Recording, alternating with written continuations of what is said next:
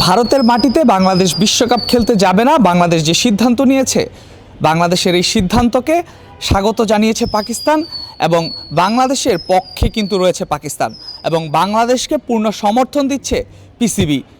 আমরা যেমনটা জানতে পেরেছি, আজকে পাকিস্তানের গণমাধ্যম জিও নিউজ তারা কিন্তু একটি খবর প্রচার করেছে যে বাংলাদেশ যদি বিশ্বকাপ খেলতে না যায়, বাংলাদেশের যে দাবি সেটা যদি আইসিসি না মেনে নেয়, তাহলে কিন্তু পাকিস্তানও বিশ্বকাপ খেলতে যাবে না। এরকমটাই নিউজ করেছে পাকিস্তানের গণমাধ্যম জিও নিউজ এবং তারা এটা বলেছেন যে বাংলাদেশকে সমর্থন দিয়ে বিশ্বকাপ খেলতে যাওয়ার সকল কার্যক্রম কিন্তু পাকিস্তান ইতিমধ্যেই বন্ধ করেছে। যদিও সেই খবরটি কতটুকু সঠিক সেটি সময়ই বলে দেবে, তবে শুরু থেকেই যে বাংলাদেশের এই সিদ্ধান্তের প্রতি পাকিস্তানের একটা সমর্থন ছিল সেটা কিন্তু সবাই আমরা জেনেছি বা এটা বলাই যায়। যখন বাংলাদেশ দাবি তুলল নিরাপত্তা ইস্যু দেখিয়ে যে ভারতের মাটিতে বিশ্বকাপ খেলতে যাবে না বাংলাদেশ, শ্রীলঙ্কায় নিরপেক্ষ ভেন্যুতে শ্রীলঙ্কার মাটিতে বিশ্বকাপ খেলবে, ভারতে যেহেতু বাংলাদেশকে নিরাপত্তা দিতে পারছে না, সেক্ষেত্রে বাংলাদেশের দল যদি ভারতের মাটিতে বিশ্বকাপ খেলতে যায় তারা কতটুকু নিরাপত্তা দিতে পারবে সে বিষয়ে প্রশ্ন তুলে বাংলাদেশ কিন্তু জানিয়েছে শুরু থেকেই বাংলাদেশ ভারতের মাটিতে বিশ্বকাপ খেলতে যাবে না এবং তারা আইসিসির কাছে জানিয়েছে বাংলাদেশ শ্রীলঙ্কার মাটিতে বিশ্বকাপ খেলতে যাবে। এবং আমরা দেখেছি দুদিন আগেই আইসিসির প্রতিনিধি দল বাংলাদেশে এসেছে এই বিষয়ে কথা বলতে বাংলাদেশের সাথে। তারা বাংলাদেশের যে বোর্ড পরিচালক আছেন আমিনুল ইসলাম বুলবুল এবং আরও যে কজন পরিচালক আছে তাদের সাথে একটা বৈঠক হয়েছে সেখানে।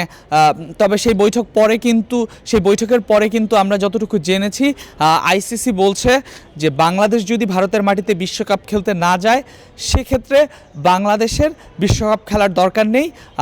তারা অল্টারনেটিভ দল হিসেবে স্কটল্যান্ডকে রেডি রাখছে বা রেডি করছে, এ ধরনের একটি খবর আমরা জানতে পেরেছি।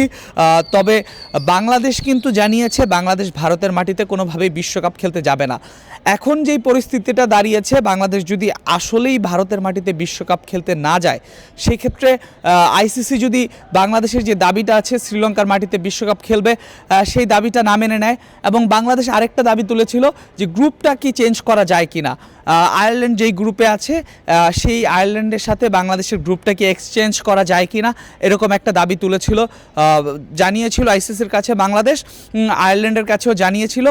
শুরুতে আয়ারল্যান্ড সেই দাবিটা মানলেও পরবর্তীতে দেখা যায় আয়ারল্যান্ড বলছে তারা সেটা করবে না, তারা গ্রুপ চেঞ্জ করবে না, তারা যেভাবে আছে সেভাবেই খেলতে চায়।